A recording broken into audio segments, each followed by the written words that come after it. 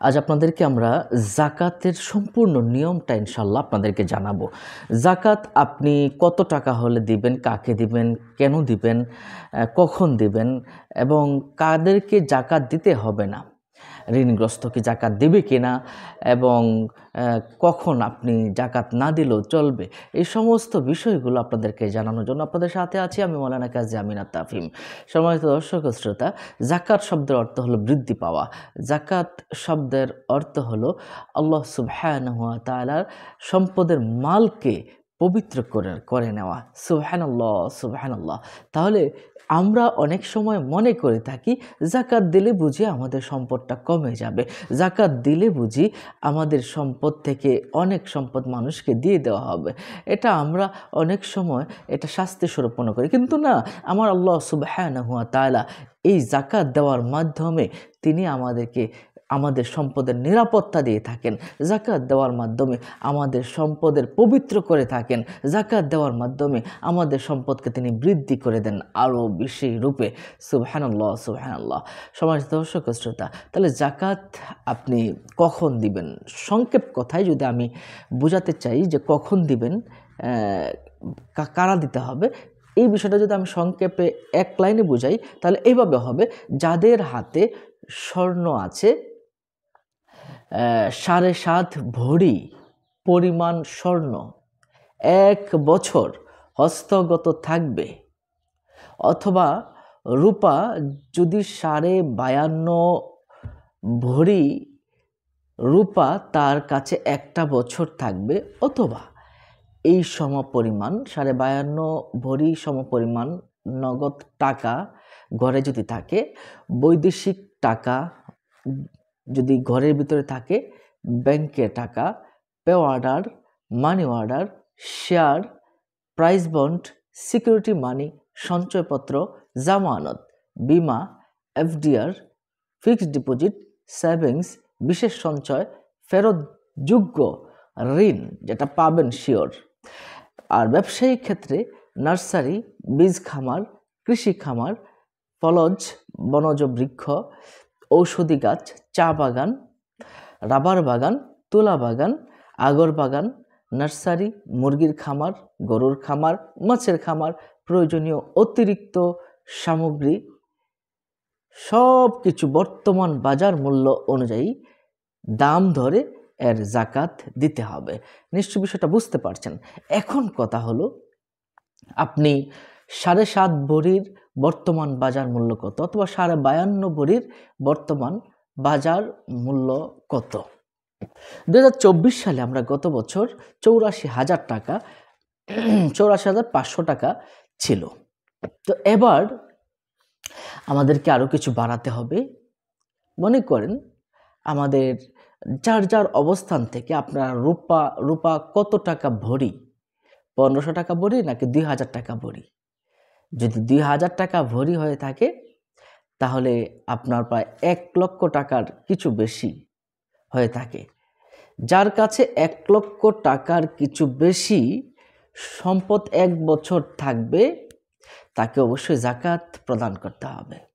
হিসাব করে নিতে হবে, কিন্তু একদম পাই টু পাই হিসাব করে নিতে হবে। কত টাকা ভরি আপনি বাজার থেকে গিয়ে আপনি যাচাই করে নেবেন। যদি 1500 টাকা হয় 1500 টাকার উপরে, যদি 2000 টাকা হয় 2000 টাকার উপরে ভরি হিসাব করবেন। নিশ্চয় বিষয়টা বুঝতে পারছেন। এখন আমরা জানব কাদেরকে সম্পদ থাকা সত্ত্বেও জাকাত দিতে হবে না। কোন কোন জিনিসের? আপনার পার্সোনাল গাড়ি, বাড়ি, পার্সোনাল যেখানে আপনি থাকেন, ফ্ল্যাট, প্লট ও জমি, এইগুলোর আপনার জাকাত দিতে হবে না। তবে যেগুলো আপনি বিক্রয়ের জন্য রেখেছেন, যে গাড়ি আপনি বিক্রি করে দিবেন, জাকাত দিতে হবে। বাড়ি আপনি বিক্রয় করে দিবেন, জাকাত দিতে হবে। অতিরিক্ত বাড়ি যেটা, প্লট বা জমি বিক্রয় করে দিবেন, এটার জাকাত দিতে হবে। নিশ্চয় বিষয় বুঝতে পারছেন বিষয়টা। গাড়ি, বাড়ি, ফ্ল্যাট, প্লট ও জমি, এগুলোর জাকাত আপনাকে আদায় করতে হবে। এখন আসুন আমরা জেনে নেই কখন এই জাকাতটা দিতে হবে। 1 বছর পূর্ণ হওয়া মাত্রই আপনাকে জাকাত দিতে হবে। এক্ষেত্রে আমরা ইসলামিক শরিয়া মোতাবেক 354 দিনেই আপনার 1 বছর পূর্ণ হয়, সেই ক্ষেত্রে এক রমজান থেকে আরেক রমজানের এর ভিতরে জাকাতটা দিতে হয়। এক রমজান থেকে আরেক রমজান 354 দিন হয়ে যায়। তো এই ক্ষেত্রে জাকাতটা রমজান টু রমজান দেওয়াটাই অধিক যুক্তিযুক্ত। কিন্তু যদি আপনি জানুয়ারি টু জানুয়ারি দেন তাহলে কিন্তু 375 দিন হয়ে যায়, আরও বেশি সময় চলে যায়। এই ক্ষেত্রে কিন্তু ওই বেশি সময়টার টাকা আপনাকে প্রাপ্য বুঝিয়ে দিতে হবে। এখন আসুন, আপনার কাছে কত টাকা একটা বছর অতিরিক্ত, আপনার অতিরিক্ত কত টাকা থাকলে আপনি জাকাত প্রদান করবেন। এই ক্ষেত্রে 1 বছর যদি আপনার চাহিদা, ডাক্তার, ঔষধ, আপনার খাবার, আপনার সব কিছু বাদ দিয়ে যে টাকাটা 1 বছর এমনিতেই পড়ে আছে, এটা ব্যাংকে হোক যে কোনো জায়গায় হোক আপনার পড়ে আছে, তাহলে আপনি কত টাকা দিবেন? প্রতি 40 টাকায় 1 টাকা জাকাত আপনাকে দিতে হবে। প্রতি 100 টাকায় 2.5 টাকা জাকাত দিতে হবে।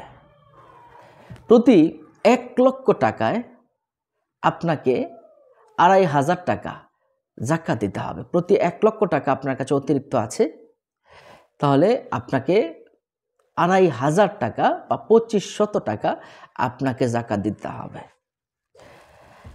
এরপরে আপনি যদি 2 লক্ষ টাকা থাকে, 5 লক্ষ টাকা আপনাকে জাকাত দিতে হবে। 5 লক্ষ টাকা যদি আপনার থাকে, যদি আপনার 2 লক্ষ থাকে 5,000 টাকা দিয়ে দিতে হবে।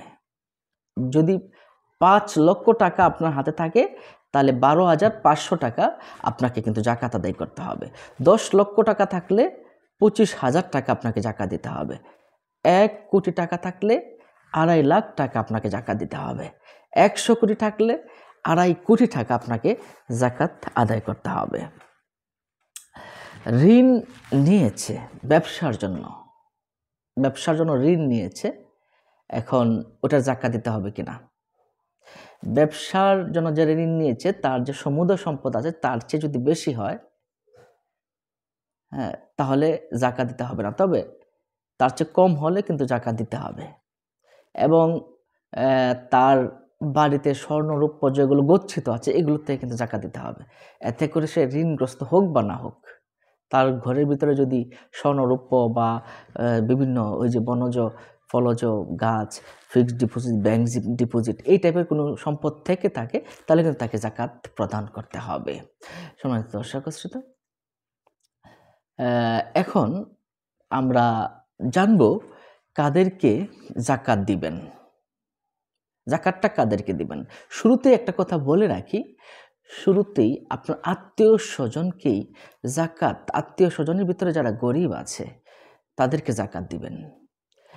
যেমন আগে মুসান্নাফে আব্দুর রাজ্জাক, মুসান্নাফে ইবনে সাইবা এখানে রাসূল সাল্লাল্লাহু আলাইহি ওয়াসাল্লাম ইরশাদ করেছেন, আগে দরিদ্র আত্মীয়দেরকে তোমরা জাকাতগুলো দিয়ে দাও। তবে স্বামী স্ত্রী, নিজের মা বাবা, দাদি, এমন রক্ত যে দু একটা সম্পর্ক আছে তাদেরকে কিন্তু জাকাত দেওয়া যাবে না। স্বামী স্ত্রী পরস্পরকে জাকাত দিতে পারবে না, এটা বৈধ নয়। তাহলে কাদেরকে? 8টা খাতে আপনি জাকাত দিতে পারবেন।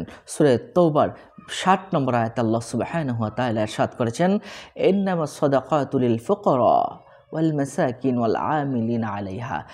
এই আয়াতের ভিতরে আল্লাহ সুবহানাহু ওয়া তাআলা 8টা প্রকার মানুষকে কিন্তু জাকাতের কথা বলেছেন। 1 নম্বর হলো নিঃস্ব, মানে গরিব যেটাকে আমরা বলি। 2 নম্বর হলো অভাবগ্রস্ত। 3 নম্বর হলো আমেল যারা জাকাত উদ্ধয়ন করে তাদের।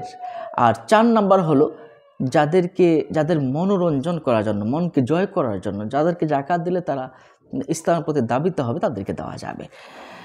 দাস মুক্তির জন্য জাকাত দিতে পারবে, গোলাম আজাদ করার জন্য জাকাত দিতে পারবে, ঋণগ্রস্ত যারা ঋণে জর্জরিত হয়ে গেছে তাদেরকে জাকাত দিতে পারবে।